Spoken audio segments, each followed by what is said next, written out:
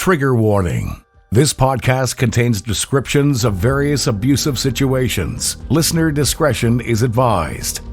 My name is Eric Skwarczynski. As a former religious fundamentalist, I'm shedding light on the dark side of the church, from the pulpit to the pews.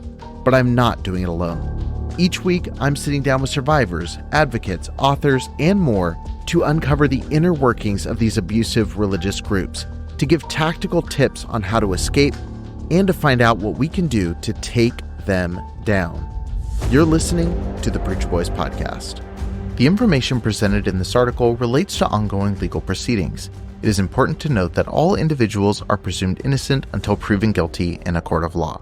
A Florida Bible teacher known for preaching Christian morality online and accusing LGBTQ+ people of being groomers has been arrested for allegedly molesting a middle schooler in his classroom. According to his bio, Aaron Craig Gleason is a proud alumnus of Biola University and Talbot Seminary. He teaches philosophy full-time. His writing has appeared in numerous outlets including Hollywood in Toto, The Daily Wire, and The Imaginative Conservative. The social media platform LinkedIn shows that he has worked in education since 2014 and has also been employed by a variety of conservative and evangelical institutions. This includes time as an intern with the California Republican Party, as a philosophy instructor for Valley Christian Schools in San Jose and Liberty University, and most recently, he began working as a middle school teacher at Rocky Bayou Christian School in Niceville, Florida. The About section on his LinkedIn account reads, quote, "I see myself as primarily an educator. I'm a Christian and a conservative, and I think that everything I do needs to be connected to openly serving my Lord," end quote. His tweets regularly expressed his proclaimed conservative Christian values, and specifically often condemned atheists, secular education, and the LGBTQ+ movement as a whole with popular anti-groomer talking points. He was also a writer who published to a variety of online sites, including his personal Substack and also as a contributor elsewhere, with 70+ articles for The Federalist and 2 articles for The Daily Wire. Notably, both Daily Wire articles were written in defense of now Supreme Court Justice Ryan Kavanaugh in 2018, when Dr. Christine Blasey Ford accused Kavanaugh of sexually assaulting her at a party in the 1980s. He called the New York Times article about Kavanaugh a hit piece and journalistic inquiries into the story shameless muckraking. His work on The Federalist was largely film criticism and commentary. While light on discussion of actual technical merit, his reviews often tended to a bizarre blend of Christian conservative ideology and cultural commentary, often veering into extreme takes.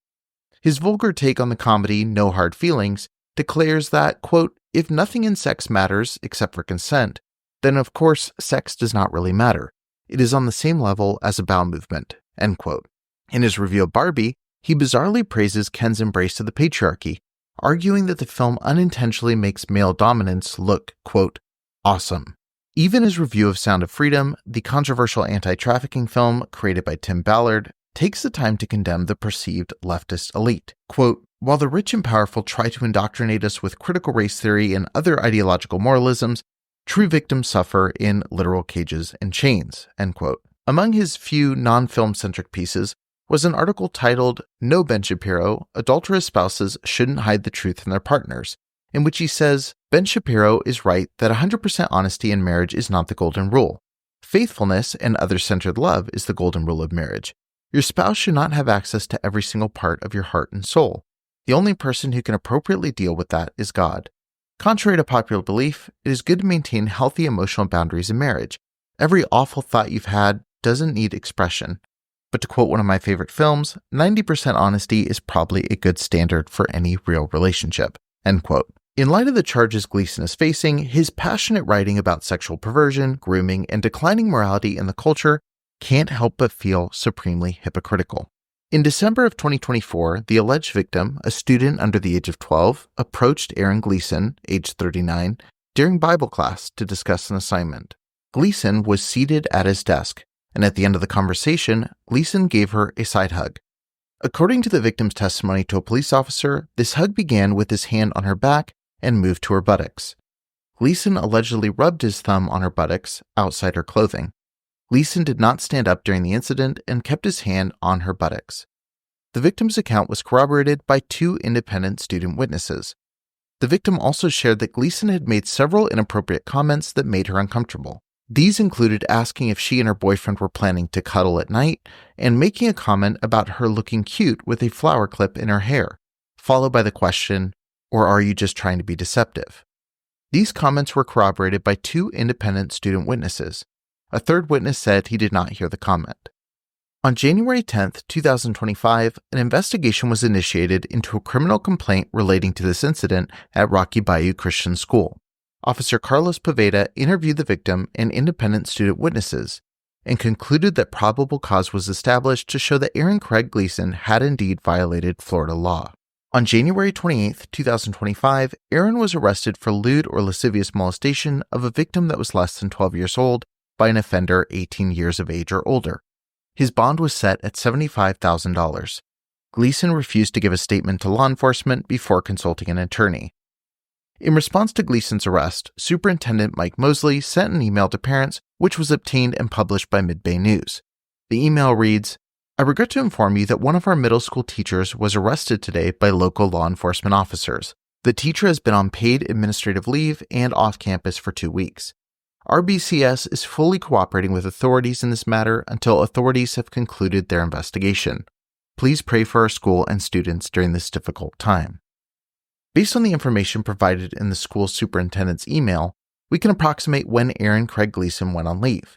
Counting back 2 weeks from January 28, 2025, we can estimate that Gleason was likely placed on paid administrative leave around January 15, 2025. During that estimated time, Gleason was still active online, tweeting about his Anglican faith and publishing 3 Substack articles. His most recent, lauding biblical themes in the Indiana Jones franchise, was posted on January 28, 2025, the same day of his arrest. What makes Gleason's story so striking to me personally is that he is one of many fire and brimstone fundamentalists who loudly condemn society's moral decay while apparently secretly embodying the very depravity they claim to fight. This case is yet another reminder that all too often, the call is coming from inside the house. Gleason's first appearance hearing is scheduled for March 13, 2025, with a pretrial conference on April 14, 2025. Both hearings will be presided over by Judge Lacey Powell Clark.